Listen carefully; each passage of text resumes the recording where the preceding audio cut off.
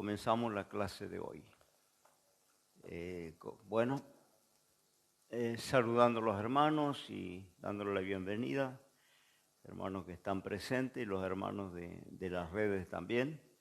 Vamos a orar y encomendar este tiempo en las manos del Señor. Padre, en el nombre de Jesús te damos las gracias que nos hemos reunido una oportunidad más para compartir de la palabra.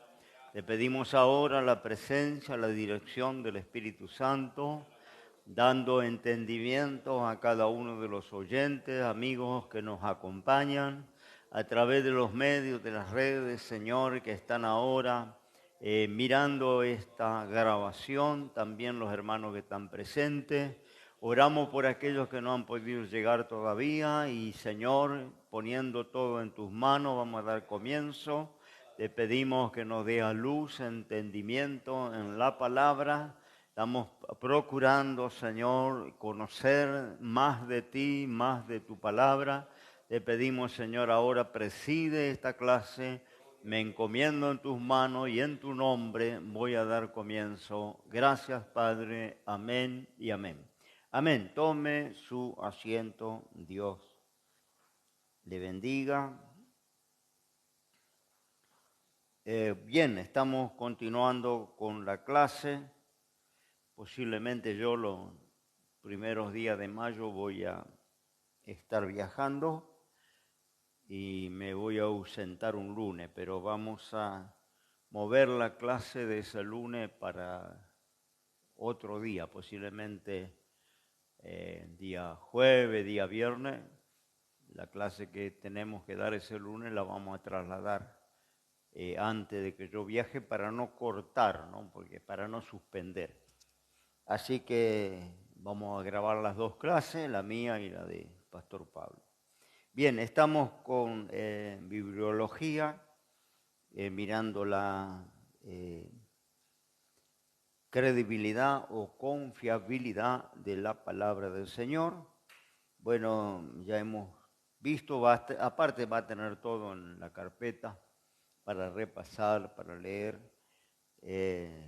para tener los diferentes textos que ilustran cada uno de los temas, ¿no? Por eso a veces yo no me detengo mucho, porque lo va a tener escrito, ¿no? La confiabilidad topográfica y geográfica, ¿no?, que tiene la Biblia, es decir, los descubrimientos arqueológicos demuestran que los pueblos, los lugares y los sucesos mencionados en las Escrituras se hallan exactamente donde los ubican, en la localidad precisa y bajo circunstancias geográficas exactas que se describen en la Biblia. Es decir, que hay una veracidad geográfica e histórica del relato bíblico, ¿no? Está comprobado por los descubrimientos que han hecho y por los historiadores también, ¿no? Las fechas coinciden, los lugares que describe la Biblia existen, no hay, ya habíamos hablado de cuando se rechazan los libros no canónicos, los libros apócrifos, los libros espurios, ¿no? Cualquiera de esos nombres se aplica. Se rechazan porque no tienen veracidad, ¿no? No coinciden los datos que dan históricamente, geográficamente. Muchas veces no coinciden con la realidad porque hablan de lugares inexistentes, de animales que no existen, mitológicos. ¿No es cierto? Entonces por eso se rechaza. La Biblia no tenemos nada de esto. Si va a encontrar algún texto que ofrece alguna dificultad, podría ser los unicornios que hablan, ¿no es cierto?, en los Salmos y el libro de Job del unicornio, pero esto no lo tenemos que confundir con la mitología griega, que había un caballo con cuernos, ¿no? Esa era la mitología griega. Pero cuando habla la Biblia del unicornio, está hablando del rinoceronte, ¿no?, que es un animal que tiene un solo cuerno, ¿no? Y entonces coincide. No hay mitología, no hay dragones que vuelen, que larguen fuego por la boca, no hay esta clase en la Biblia. Pero en los libros apócrifos sí, hay mucha mitología, ¿no? Por eso se rechazaron. Se dice que en la veracidad histórica y geográfica, que los viajeros cuando sigan la costa del Mar Rojo no necesitan otra guía más que la Biblia. A lo largo de la línea del Éxodo, del pueblo de hebreo, donde la topografía corresponde exactamente con la que se da en el relato bíblico. Vuelvo a decir, no hay ficción. La palabra de Dios es real, la historia bíblica es real. Hay un señor llamado William Ramsay, quien comenzó sus exploraciones en el Asia Menor por el motivo de ser una persona que dudaba de la historicidad del libro de los Hechos de los Apóstoles. Testimonio de esta precisión maravillosa a la que se refiere en los puntos geográficos y al conocimiento de las condiciones políticas, las cuales solo se podía conocer por una persona que viviese en esa época y en ese lugar, ¿no? Génesis 10, el autor, por ejemplo, debe haber tenido delante de sí fuentes originales de primer orden. Es decir, que para tener esa exactitud, ¿no?, geográfica e histórica, tiene que ser gente que vivió realmente en esa época y en ese lugar. Y había alguien, bueno, hubo muchos, ¿no?, que no creyeron en la veracidad de la palabra de Dios y se dedicaron a investigar, se dedicaron a comprobar si verdaderamente el relato bíblico coincidía con la realidad. Hay también una confiabilidad, lo puse allá en el artículo A, etnológica o racial.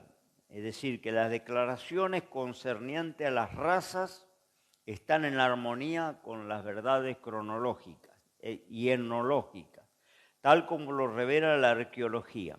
Génesis 10, el autor, como decíamos, debía haber tenido adelante fuentes originales de primer orden para hacer la descripción que hace. Hay una confiabilidad, la B, cronológica. Esta es la identificación escritural de pueblos, lugares y sucesos en el periodo que acontecieron. Está corroborada por la cronología seria y los hechos revelados de la arqueología. Y que la ciencia, la investigación de los arqueólogos ha comprobado la veracidad de todos los hechos que la Biblia describe. Hay también una confiabilidad histórica, que es la C, el registro escritural de los nombres y títulos de los reyes está en completa armonía con los registros seculares, con los registros históricos, tal como fueron traídos a luz por medio de los descubrimientos y las investigaciones que se hicieron. Es decir, que los reinados que describe la Biblia del pueblo de Israel, del pueblo de Egipto, de Siria, de Fenicia, de todos aquellos imperios antiguos, incluso el imperio de Roma, los Césares que gobernaron alguna vez ese imperio, todo eso se comprobó, se certificó con los descubrimientos que ha hecho la investigación secular. Ya no hablamos de investigadores bíblicos, sino la investigación secular, la gente del mundo que investiga esas cosas, ¿no? Hay un doctor llamado Wilson, profesor de idiomas semíticos, idiomas antiguos, dijo que los nombres de los 41 reyes mencionados en el Antiguo Testamento, desde el tiempo de Abraham hasta el final del periodo del Antiguo Testamento, están documentados en documentos contemporáneos y inscripciones escritas bajo la dirección y época de esos mismos reyes en sus propios idiomas. Es decir, esos 41 reinos que describe el Antiguo Testamento están corroborados por la historia, ¿no?, por los descubrimientos históricos. Hay también la confiabilidad canónica. Esto lo aceptó la Iglesia en toda la era cristiana. Eso es confiable porque toda la Iglesia desde el siglo I acepta las escrituras como las tenemos, los libros que tenemos. Y esto concuerda con las copias impresas que hay del Antiguo y Nuevo Testamento, fechadas, por ejemplo, en 1488 y 1516, después de Cristo, con las copias impresas que tenemos actuales. Es decir, que hay una concordancia con esos escritos, con esos manuscritos. La mayoría de los manuscritos que existen, hemos dicho ya en el estudio, que no existe ningún original de las escrituras, no existe. Los originales posiblemente hayan sido escritos, los primeros libros, que se cree que lo más antiguo es el Pentateuco, los libros que escribe Moisés, y el libro de Job, por ejemplo, es uno de los más antiguos de la Biblia. Estos posiblemente se hayan escrito en tablillas de arcilla, o en tablillas de madera, o en pergaminos de metal, de bronce, de cobre, porque no se había inventado en ese tiempo ni siquiera el pergamino. Pergamino se va a inventar luego, en Egipto se va a hacer con la planta del papiro una mezcla y ahí aparecen los pergaminos, ¿no? Antes del pergamino estaban las vitelas, que eran rollos de cuero curtidos específicamente para funcionar como papel, ¿no? Para escribir en ellos. Eran cueros de cabrito o de venado, cueros muy delicados, que se curtían de una manera muy especial y se escribía por ambos lados. Eso se enrollaba en un palito, por eso habla la Biblia de rollos. La escritura hebrea es de arriba para abajo, no es como nosotros escribimos de izquierda a derecha y encolumnado. No, en la escritura hebrea es diferente, se escribe de arriba para abajo. Entonces cuando se iban a leer esos libros se desenrollaba el rollo. Dice que Jesús en la sinagoga tomó el rollo de Isaías, lo abrió, lo leyó. Vuelvo a decir, no hay ningún original, pero hay copias muy antiguas. Los copistas hemos visto los reglamentos que tenía un copista hebreo llamado escriba, ¿no? El escriba era como un escribano nuestro hoy, actual. Es el que maneja los libros, el que certifica la firma, el que hace las actas. Esos son los escribanos. Bueno, el escribano antiguo se llamaba escriba. Era el que se encargaba de hacer las copias, porque no había imprenta, no se había inventado el papel. Entonces las escrituras era poner el original y poner al lado la copia y comenzar a hacer la reproducción. No había fotocopiadora tampoco, ¿no? Entonces era la manera de que los escribas trabajaban para tener copias. En los originales, vuelvo a decir, quizá los primeros hayan sido escritos en tablillas de barro, ¿no? Imposible de conservar tantos siglos, ¿no? Eso desapareció, pero sí hay copias muy antiguas en rollos de pergaminos, en rollos de vitela, cueros de animales, y estos están en los principales museos del mundo. Entonces, cuando se revisa la escritura, la impresión de las Biblias que tenemos circulando, se juntan los lingüistas, los traductores, los maestros teólogos, se hace un equipo de gente que accede en los museos a esas copias y hace lo que se llama revisión, que usted tiene en la Biblia. Toda Biblia que usted compre va a encontrar, ¿no?, en el principio, que dice, por ejemplo, la que yo tengo, antigua versión de Casidoro de Reina, 1569.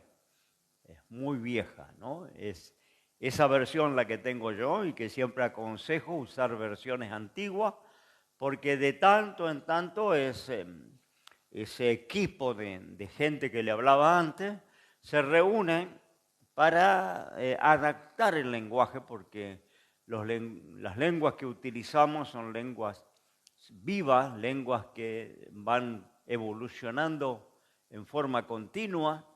Nosotros no hablamos el castellano original, sino que tenemos una mezcla de dialectos, de lenguas nativas, un poco de portugués, un poco de guaraní, un poco de quechua, un poco de lunfardo, ¿no? Todo eso, argentinismo.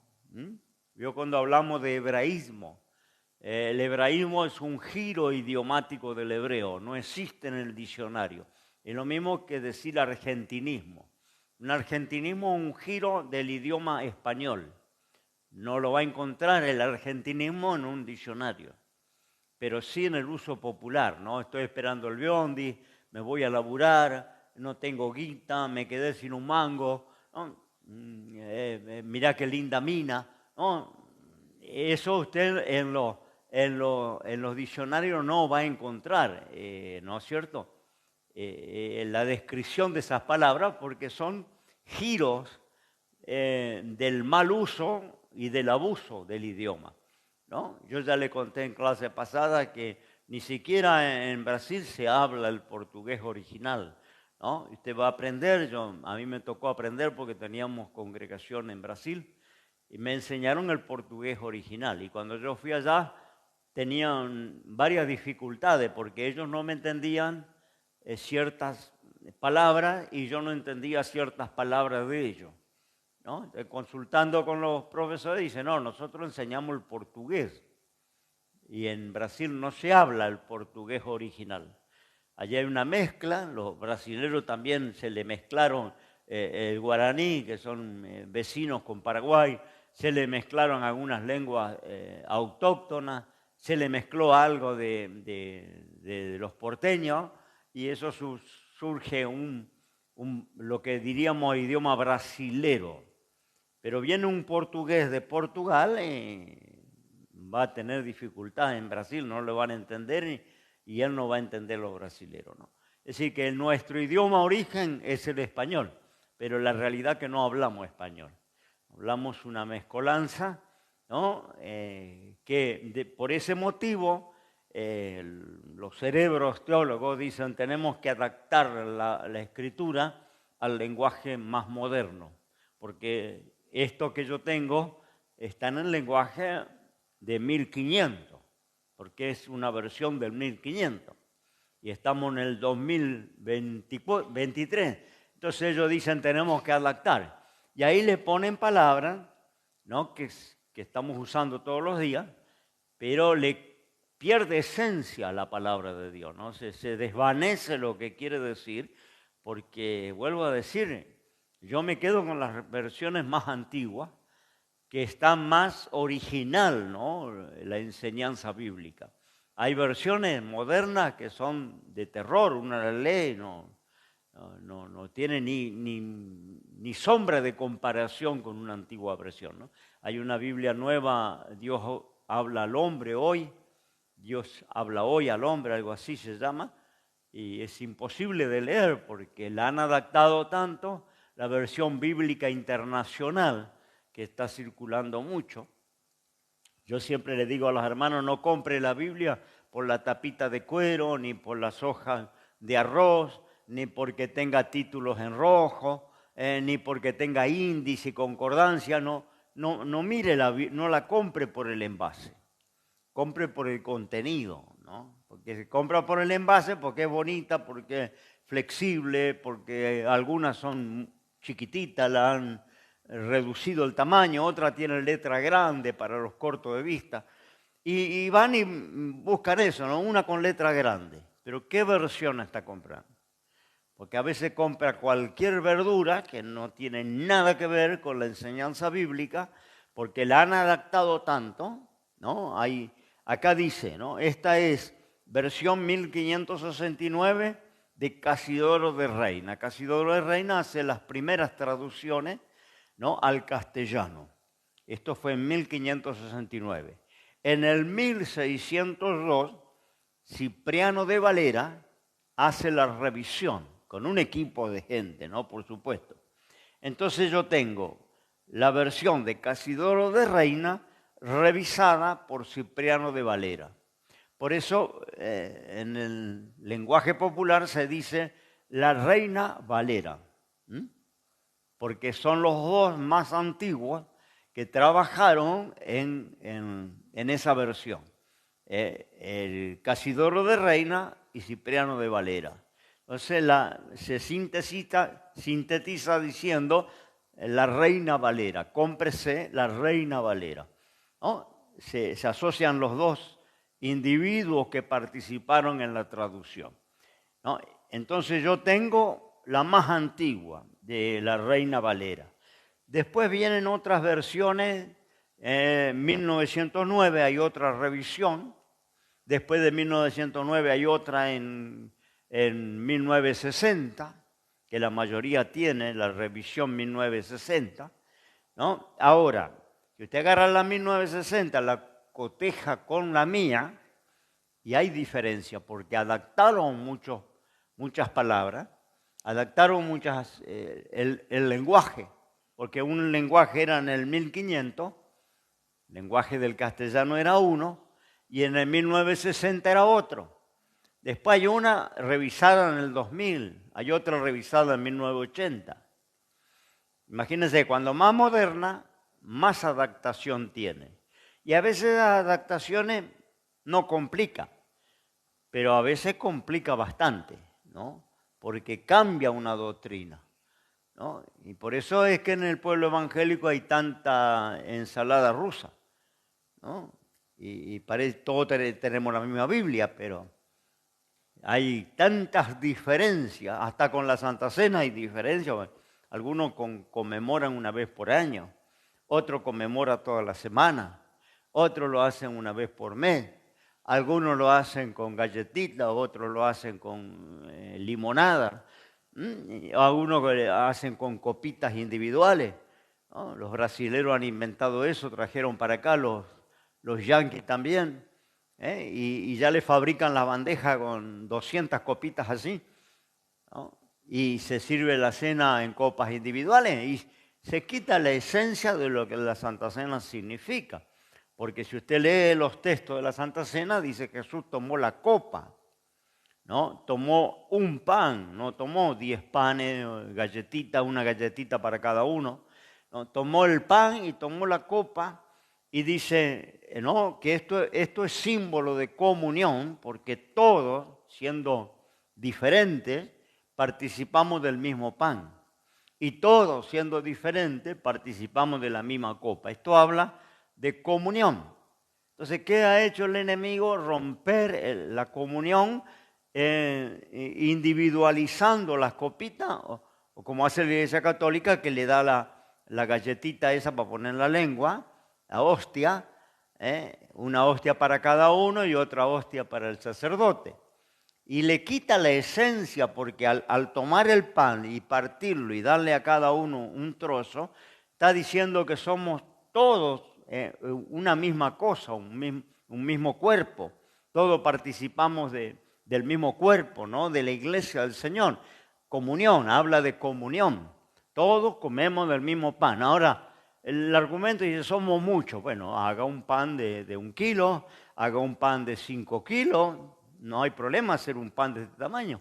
Y alcanza para 20.000 personas, ¿no? Porque es un trocito, ¿no? El tema es un solo pan y una sola copa, ¿no? Es símbolo de que somos un solo cuerpo. Ahora, si yo le individualizo la copita, en Brasil yo tenía una obra ahí, y un día me fui a una Santa Cena y los hermanos estaban con ese tipo de Santa Cena. Y digo, ¿por qué las copitas? No, acá hacemos así. ¿Y por qué hacen así? Y porque dice la saliva, y por ahí hay un viejito, y por ahí dice hay uno medio enfermo, y toma de la misma copa y dice hay una contaminación. Le digo, cuando ustedes estaban borrachos, ¿no? En la rúa, en la calle, en la esquina, ¿no? Tomando de la misma garrafa, la misma botella, tomábamos del pico, ¿no? Y ahí no había contaminación de saliva, ¿no? Y chupeteábamos todo, éramos 10, del mismo pico de la botella de vino o de la cerveza. No había contaminación, ¿no? Ahora venimos al Señor, ¿no? Porque la saliva, ¿no? Bueno, son excusas, ¿no? Porque hay un diácono que limpia, tiene una servilleta, limpia el borde de la copa. No hay contaminación, ¿no? Pero le buscan el pelo en la sopa para implantar esas formas, esa costumbre, y muchas veces la Biblia apoya esa forma, porque están manipuladas, porque cambiaron el lenguaje, adaptaron lo que la Biblia quiere decir, y hacen decir a la Biblia lo que la Biblia no dice, ¿no?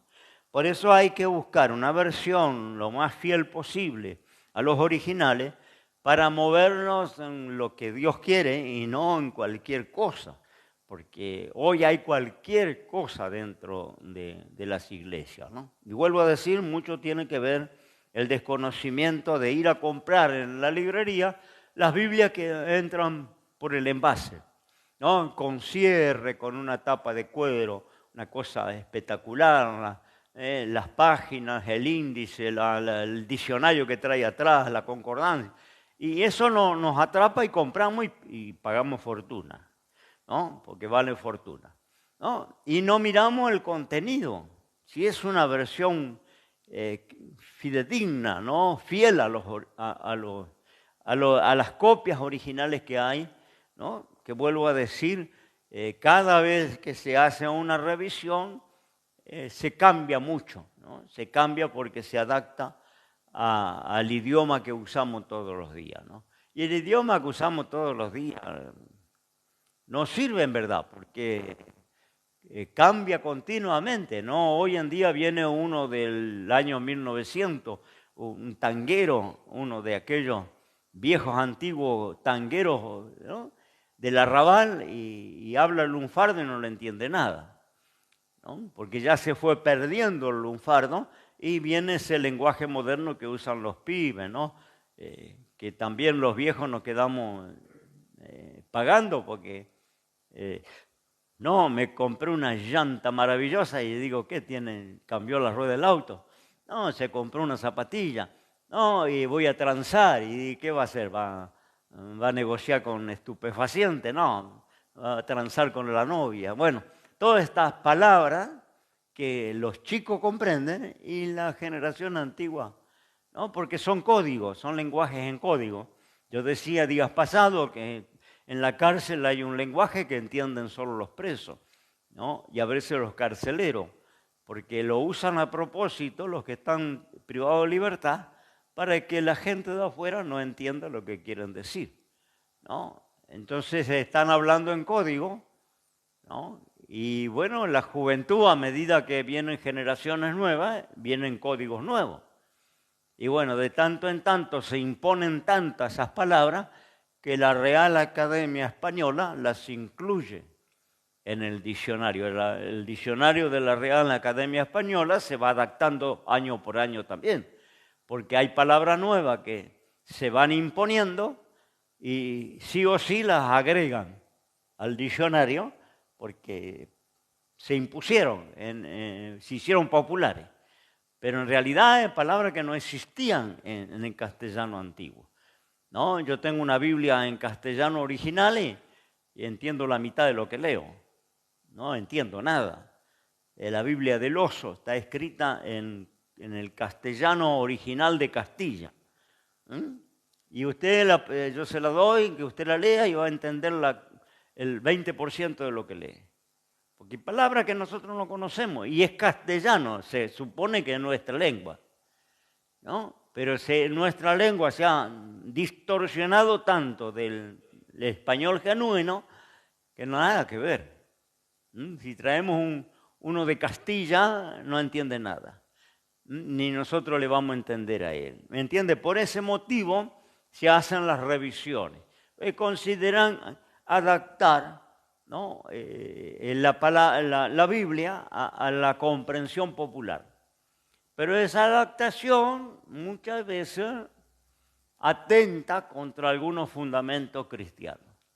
Porque en esa adaptación es como decir, esa adaptación viene la cultura. Estos días miraba en Facebook en un país donde los hombres usan falda, ¿no?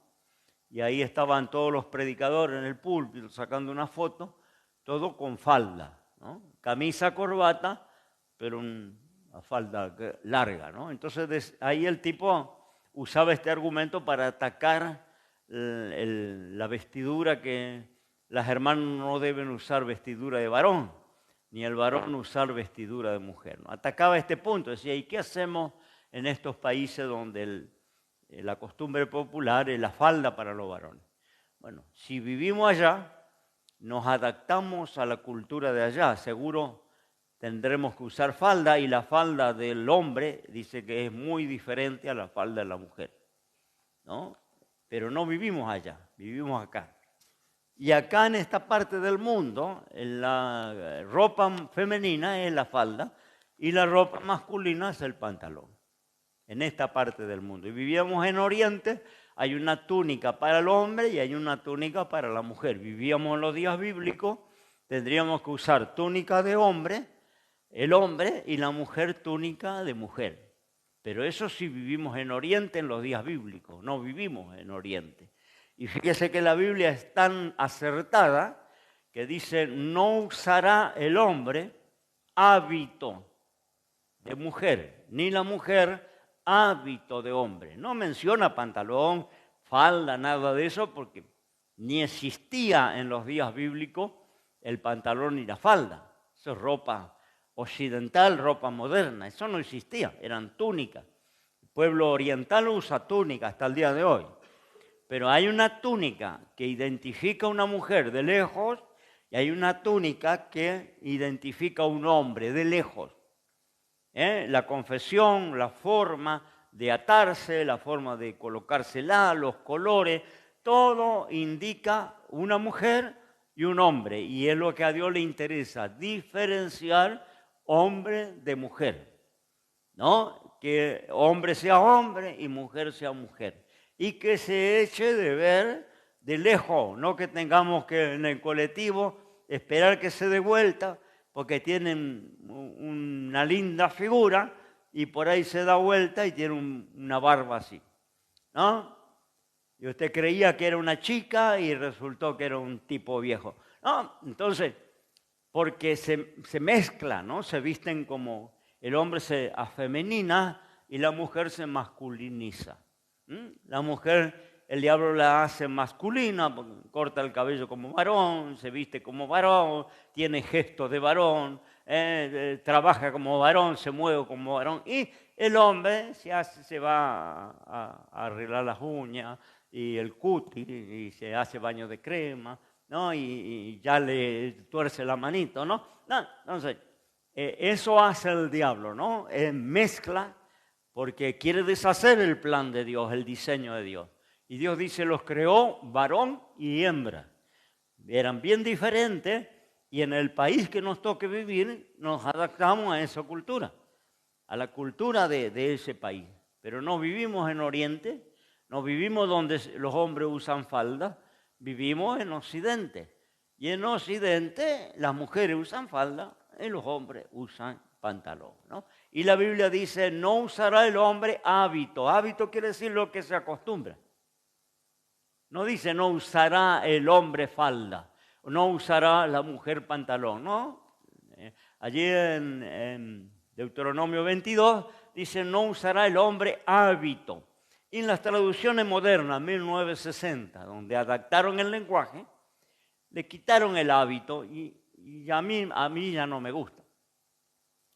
¿No? Porque la palabra hábito de la antigua versión indica lo que se usa, lo que se acostumbra, lo que identifica culturalmente. Eso significa hábito. ¿Sabe cómo le hicieron en la 1960? No usará el hombre traje de mujer, ni la mujer traje de hombre. Está bien, más o menos ahí la podemos encajar. Pero a mí me quitaron mucho al sacarme la palabra hábito. No sé, yo al tener la palabra hábito, no usará el hombre hábito, yo tengo un panorama más amplio de lo que quiere decir Dios. Dios quiere decir lo que se acostumbra, lo que identifica. El hombre no tiene que identificarse con lo que identifica a la mujer. Por eso estamos en el siglo XXI. Y hasta hoy, ¿no? Una mamá que espera un varoncito compra un ajuar azul. Y si pinta la habitación y prepara un Moisés, lo hace en colores azul. Y una mamá que espera una nena pone rosadito y hace todo el ajuar en rosado. Y pinta la habitación de rosado y el Moisés de rosado y el tul de rosado. ¿Por qué motivo? El rosado identifica lo femenino y el azul identifica lo masculino. Y estamos en el siglo XXI. Y no se ha perdido esa cultura, ese hábito, ¿no? Ahora, al traducir traje, me queda medio atado con el hambre el asunto ahí, ¿no? ¿Me entiende? Y así muchas cosas que ellos han considerado que se debía cambiar alguna palabra, pero en algunos asuntos me complica. ¿Está bien? Bien, ya sabe que si tiene preguntas acá, me detiene. Levanta la mano. Y si tiene preguntas en las redes, lo hace en los comentarios. Bien, vamos a la confiabilidad, dijimos racial, que coinciden todo lo que habla de las razas, ¿no es cierto?, de la etnia, todo eso tiene una certeza la Biblia, no hay nada allí, ¿no es cierto?, mitológico, fabuloso, de ficción, ¿no? Coincide lo etnológico y racial. También hay una confiabilidad cronológica, dijimos, una histórica y estábamos en la canónica, ¿no? La canónica era que todas las copias antiguas, hay una de las copias más antiguas que se descubrieron en unas cuevas a orilla del Mar Muerto, las cuevas de Qumran se llaman. Allí se descubrieron unos pergaminos adentro de una cerámica antiquísimos que no se podían desenrollar porque se deshacían, ¿no?, de tan antiguos que eran. Y contenían, allí los arqueólogos buscaron, tienen su mecanismo para, ¿no es cierto?, conservar estos descubrimientos, y descubrieron que contenía el profeta Isaías, el libro del profeta Isaías completo, ¿no? Es una de las copias más antiguas que se encontraron, que están en uno de los museos. Algunos están en los museos de Israel, otros en museos de Alemania, otros en museos de España. En diferentes museos del mundo se conservan estas copias antiguas, ¿no? Y esa que se descubrió recientemente contiene el profeta Isaías. Lo han cotejado con el profeta Isaías que tenemos nosotros en la traducción del castellano y es exactamente como lo tenemos en la Biblia. No hay ningún error, ninguna diferencia. Y es uno de los más antiguos que se conservan, ¿no? Quiere decir que esta confiabilidad canónica, ¿no?, podemos decir, porque concuerdan lo que tenemos impreso con los escritos antiguos, las copias antiguas, que Pablo estaba dando esa parte, ¿no?, que el escribano que hacía las copias, ¿no?, tenía toda una serie de rituales que conservar cada vez que él, ¿no es cierto?, era autor de una copia. Tenía que tener el original presente, el original adelante, y comenzaba a hacer la copia, pero ahí tenía unos requisitos tremendos. Cada vez que iba a escribir el nombre de Jehová, tenía que desechar la pluma, tenía que ser una pluma nueva, que generalmente era una pluma de ave o una caña cortada en ángulo. Esa era la forma de escritura. La tinta era una receta secreta, especial, no era cualquier tinta. Los pergaminos eran preparados por los sacerdotes, pergaminos de animales limpios, hechos con fórmulas especiales, no era cualquier pergamino, pergaminos especiales. Y había una cantidad de eruditos, sacerdotes, ¿no es cierto?, escribas, conocedores de la Escritura que revisaban la copia.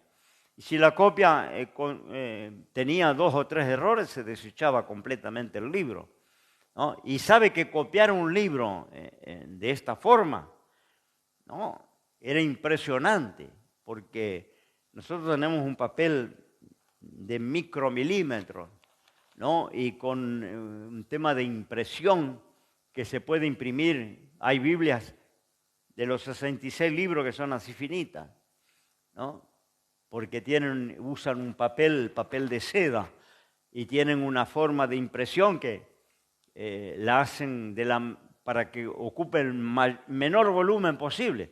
Pero imagínense rollos envueltos en un palito de animales que se escribían de ambos lados en forma de columna, con una pluma de ave, con una tinta especial, ¿no? Copiar un libro eran docenas de esos rollos en una estantería, ¿no? No se podían transportar, de usar una carreta para transportar un libro. Imagínense tener los 66 libros de esa manera, ¿no?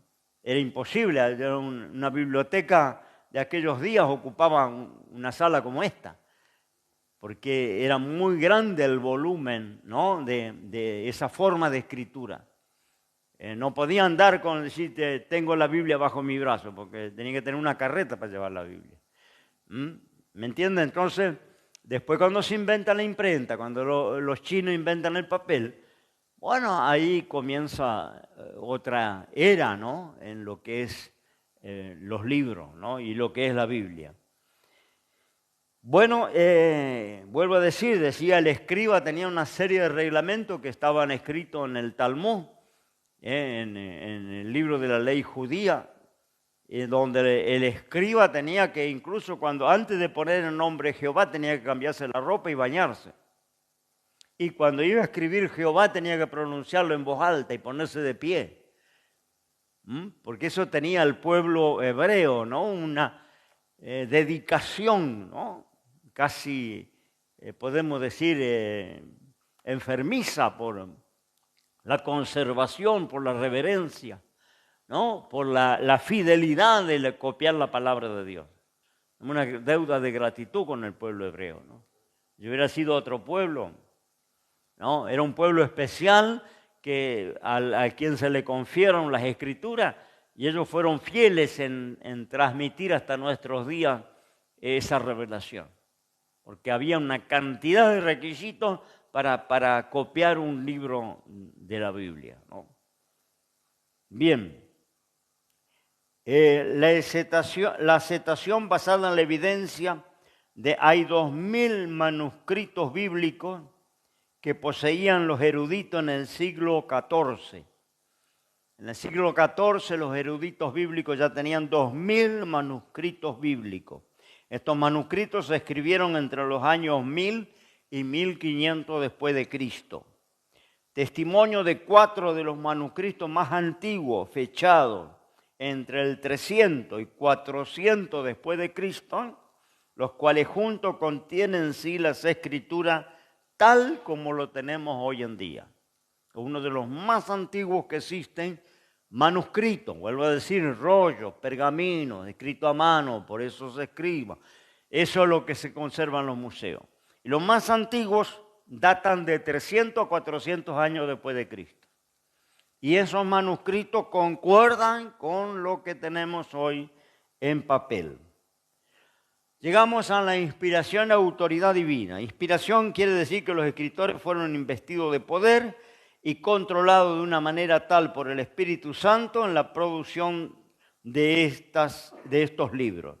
Le dieron autoridad divina e infalible.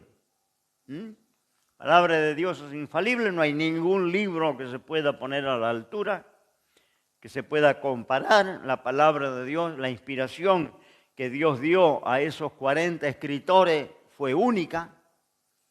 No hubo nunca más ni habrá nunca más una inspiración parecida. ¿no? Que vuelvo a decir, lo hemos aclarado, no eran que ellos eran autómatas o robots, que Dios le movía la mano para escribir o le dictaba las palabras.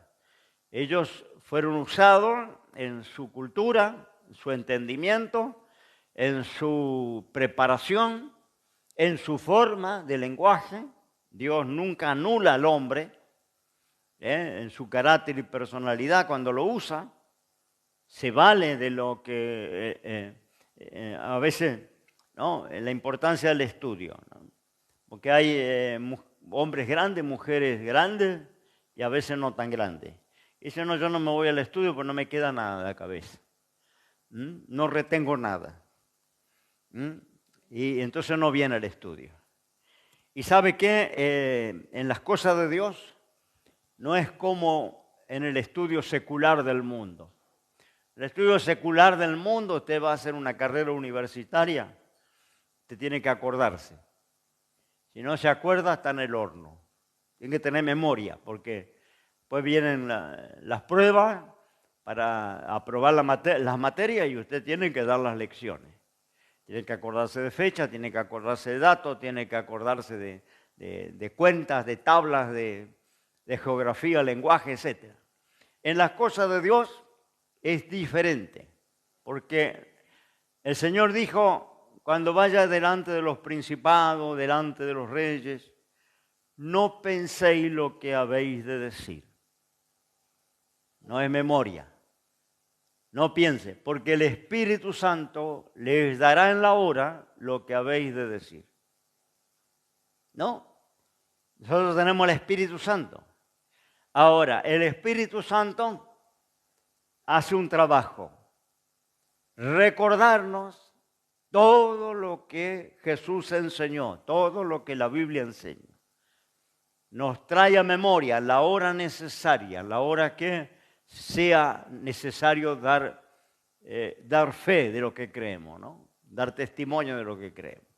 Entonces, que aunque no tenga memoria, aunque no retenga nada, tendrían que venir todos los estudios. Porque escuchando, la fe viene por el oír la palabra de Dios. Escuchando, yo estoy metiendo adentro del recipiente. Vamos a decir así, graficarlo así. Yo meto adentro del recipiente. Puede que termine la clase, yo no me acuerdo. Si no hago apunte, yo mismo no me acuerdo. ¿No? Pero no importa. En la hora que me sea necesario, el Espíritu Santo va al recipiente. Si el recipiente está pelado, son esos hermanos que se le da un lugar en el púlpito y como jamás abren la Biblia, nunca leen la palabra, no se acuerdan ni un texto. La Biblia la agarra para compañía al día de culto.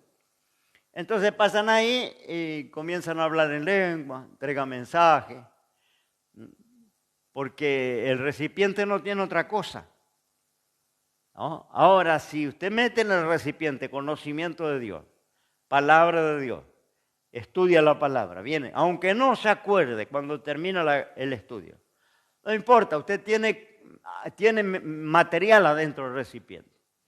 Y cuando el Espíritu Santo necesite usar su vida, tiene a qué echar mano. Le recordará, dijo el Señor cuando Él venga, le recordará todo lo que yo les he enseñado. Dará testimonio de mí. Entonces, ¿qué le dijo a los discípulos? No se preocupen por la memoria en las cosas de Dios. Preocúpense por ser diligentes como para meter material adentro del vaso. Un vaso vacío, por más Espíritu Santo que tenga, no tiene a qué echar mano el Espíritu Santo. Porque está vacío, está pelado el vaso. Por más que usted esté ungido y viva orando y ayunando, pero cuando el Espíritu Santo quiere, porque el Espíritu Santo dice, tomará de lo mío y os lo hará saber. Eso dijo Jesús. Pero si yo no tengo de Jesús adentro, ¿qué puede tomar el Espíritu Santo? Entonces el estudio espiritual de la palabra, diferente al estudio secular del mundo, ¿no? Y no tiene que ver la memoria, la capacidad del intelecto. Tiene que ver el corazón, metemos adentro el corazón, adentro del vaso. Y en la hora que usted necesite, usted se va a asombrar. Ni va a saber de dónde. Si usted me agarra a mí, yo tengo 50 años predicando, algunos dicen que soy maestro, yo no me considero maestro, ¿no? Pero déjele ahí. No, si usted me agarra a mí cualquier día de la semana, allí cuando yo vengo al culto, me agarra y me dice, pastor, ¿dónde dice en la Biblia que Jesús multiplicó los panes y los peces? ¿Qué sé yo? Tengo que ir a la concordancia, empezar a buscar, a veces tengo marcada mi Biblia y por ahí le voy a encontrar y le voy a decir, mire, acá dice, ¿no? No me acuerdo. Ahora, cuando yo paso acá y el Espíritu Santo me toma o yo me rindo al Espíritu Santo, no hace falta mi memoria porque a donde yo tengo que dar, ¿no es cierto?, el mensaje, vienen los versículos, vienen los textos, en tal acá, o tal lado, y tal lado, y tal lado. Y algunos dicen, wow, ¿cómo sabe la Biblia? No sé nada. Fuera de la plataforma no sé nada. Se me hace una laguna, un océano en la cabeza. No tengo memoria, como mucho. Pero sí le meto adentro. Le he metido por años adentro, le he metido la palabra de Dios. Y el Espíritu Santo tiene lo único que tiene que hacer es buscar en el archivo, en el estante, en la hora. Pero si tiene los estantes pelados, no tiene nada en el estante, no tiene nada en el archivo. Hay araña, cucaracha, no hay nada, todo pelado. Entonces el Espíritu Santo, ¿qué va a buscar ahí? Para que usted hable, para que usted testifique, para que usted le dé razón a otra persona. No tiene que tomar. Entonces, las cosas de Dios son diferentes a ir a la universidad. Ahí tenemos por ahí Damián que está haciendo el secundario. Viejo ya. Y se le van a caer todos los pelos de la cabeza. Porque en el secundario tiene que usar la memoria, el intelecto. Le van a dar fecha, le van a dar datos y esos datos lo va a tener que almacenar y en una prueba, en un examen va a tener que dar esos datos. Ahí no hay Espíritu Santo que valga. Al secundario, en la universidad, no hay Espíritu Santo. Puede, si es cristiano, decir, ayúdeme Señor, tíreme una soga. Pero usted no está en las cosas de Dios, está en las cosas del mundo. Así que tiene que usar el intelecto. Ahora, en las cosas de Dios es diferente. En las cosas de Dios se trata de llenar el vaso con la palabra, con el conocimiento. Y en la hora que haga falta, dice, ni piense, dijo el Señor lo que tiene que decir. No piense, usted va a dar un examen y tiene que pensar y repasar y estar con los libros y quemarse las pestañas, porque si no el examen lo bocha. Pero en las cosas de Dios dice, no penséis lo que habéis de decir. En la hora el Espíritu Santo le dará lo que tienen que hablar. Por eso se maravillaban la gente cuando lo escuchaban a los discípulos predicar. Si estos no fueron a la escuela, si estos vivían en el barco pescando con las redes, son tipos rústicos. Aquel no terminó ni Pedro no terminó ni la primaria. Y lo escuchaban predicar y quedaban con la boca abierta. Y decían, ¿de dónde tienen esta sabiduría? Decían. Y ahí dice, se acordaban que habían estado con Jesús. ¿Entiende de qué se trata las cosas de Dios? Es diferente a las cosas del mundo. Por eso, meta dentro del vaso todo lo que pueda. Y usted se va a asombrar en la hora que sea necesario. No le va a dar el Señor para hacer deporte o hacer esgrima, ¿no es cierto?, con el conocimiento. No le va a dar para eso, no le va a dar. Pero en la hora que usted tenga que dar razón de lo que cree, se va a maravillar. Y va a dar gracias a Dios de haber estado en estos estudios. Bien, seguimos. Dijimos la concordancia de las copias, la aceptación basada en la evidencia de esos 2000 manuscritos que existían allá en el siglo XIV, incluso en los primeros siglos, el siglo 3 y 4, 300 años después de Cristo, 400 años después de Cristo, lo más antiguo. La inspiración de la Escritura, la autoridad divina, las señales de lo divino se distingue siempre que evidencian aquello que está encima de lo natural. Sus características distinguen a la Biblia de cualquier otra producción humana. Por eso es necesario clasificarla de sobrenatural y divina. La unidad de la Biblia, 66 libros diferentes, escritos por 40 autores diferentes, en 3 idiomas diferentes, y una producción que cubre un periodo de varios siglos, 1500 años. Escritores criados en países y culturas diferentes, tan alejados en tiempo y espacio que no podían conocerse mutuamente. Tampoco podían haber conspirado para un mismo fin, ni combinado para lograr un mejor propósito. Los temas acerca de los cuales escribieron fueron muy variados y diversos. La forma de sus escritos, algunos eran en prosa, otros eran en poesía, algunos eran históricos, algunos proféticos, algunos devocionales, algunos éticos. Sin embargo, la unidad de la Biblia es única. Nunca se han combinado tratados tan diferentes para hacer un libro.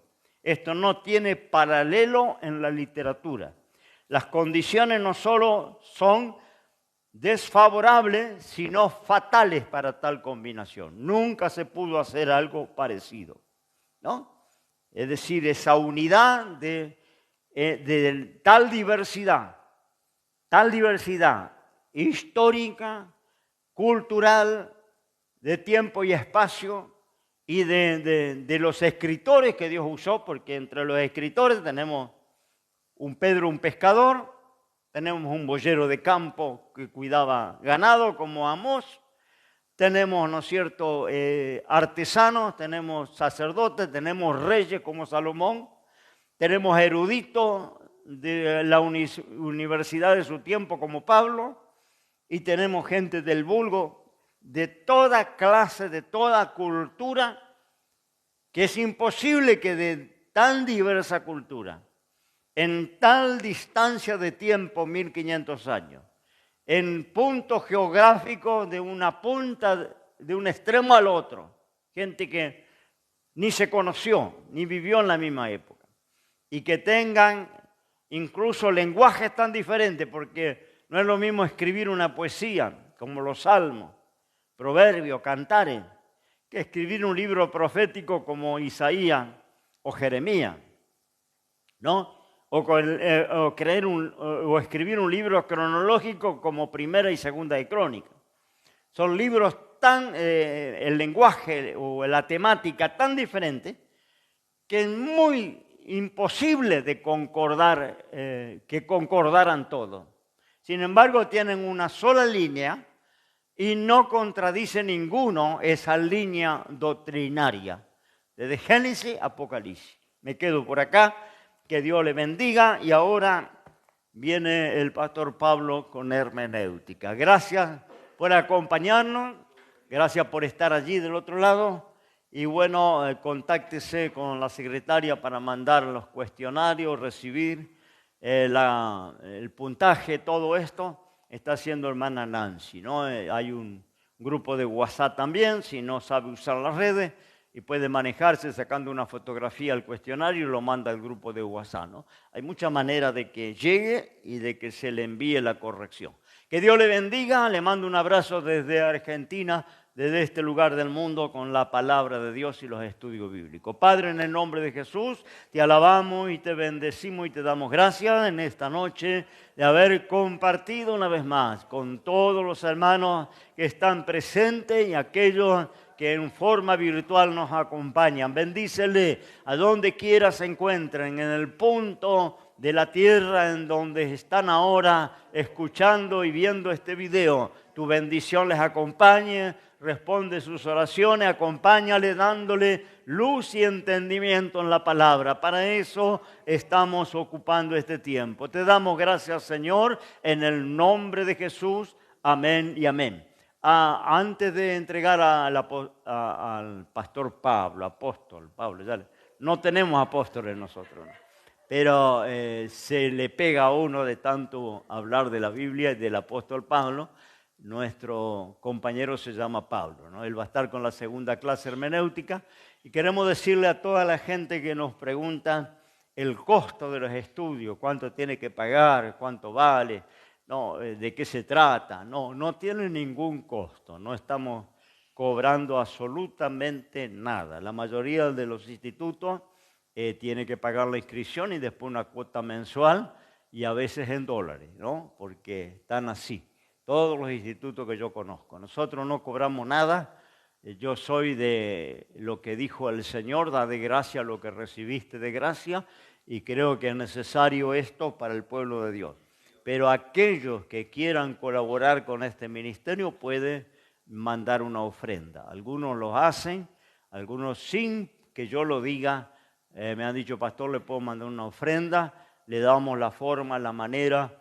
Puede entrar en mi página web, allí hay una cuenta de PayPal, que es una forma de depositar del extranjero también una ofrenda, y esa ofrenda va a ser usada para que esto continúe y se expanda y sea un poco más grande y mejor, ¿no? Así que le agradezco a los que han tenido este sentimiento de colaboración con nosotros, que Dios le multiplique y no le deje faltar. Ahora sí me despido en el nombre del Señor. Amén.